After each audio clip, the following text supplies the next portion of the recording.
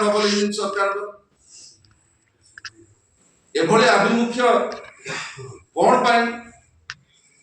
ତା ଅର୍ଥ ରାଜ୍ୟର ସ୍ୱର କେନ୍ଦ୍ର ସରକାରଙ୍କ ପାଖରେ ସ୍ପଷ୍ଟ ଭାବରେ ଡବଲ ଇଞ୍ଜିନ ସରକାର ପହଞ୍ଚେଇ ପାରୁନାହାନ୍ତି। ମୁଁ ଆଉ ଗୋଟିଏ ତଥ୍ୟ ଆପଣମାନଙ୍କ ପାଖରେ ରଖୁଛି। 2022-23 ରେ ଆଜି ତାରିଖ ସୁଦ୍ଧା ଆମର ପ୍ରୋକ୍ୟୁରମେଣ୍ଟ ହେଇଥିଲା 15,37,000 ମେଟ୍ରିକ ଟନ ଏବଂ 23-24 ରେ ହେଇଥିଲା 13 ଲକ୍ଷ ମେଟ୍ରିକ ଟନ, 24-25 ରେ ହେଇଥିଲା 10,67,000 ମେଟ୍ରିକ ଟନ, ଆଜି 25-26 ରେ ହେଇଛି 7,12,000 ମେଟ୍ରିକ ଟନ।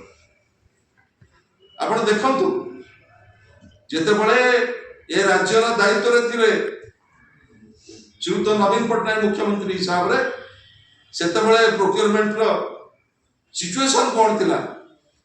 15,37,000 ମେଟ୍ରିକ ଟନ ଆଜି ସୁଦ୍ଧା ଧାନ ସଂଗ୍ରହ ହେଇଥିଲା ବେଳେ ଆଜି ନୂତନ ସରକାର ଡବଲ ଇଞ୍ଜିନ ସରକାର ଆସିଲା ପରେ ତାହା ଆସିକି ପହଞ୍ଚିଛି 7 ଲକ୍ଷ ମେଟ୍ରିକ ଟନ।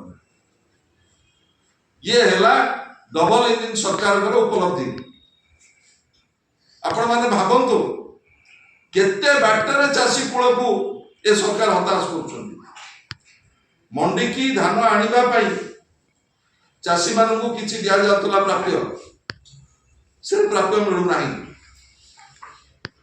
ଯୋଉ ଅଖା ଗନି ବ୍ୟାଗ ତାକୁ କର୍ପୋରେସନ ଦିଏ 50% ଏବଂ ମିଲର ଦିଏ 50%।